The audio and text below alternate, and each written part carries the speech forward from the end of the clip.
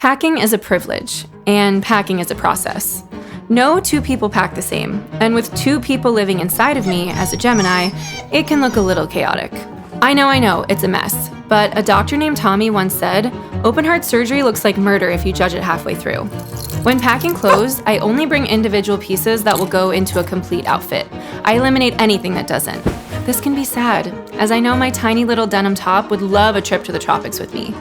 But not this time. Friday daytime outfit, Friday nighttime outfit, Saturday brunch, Saturday cozies, Sunday beach day, 14 tubes of Carmex, a beach read of course. I'm gone for 3 days, so 40 pairs of underwear.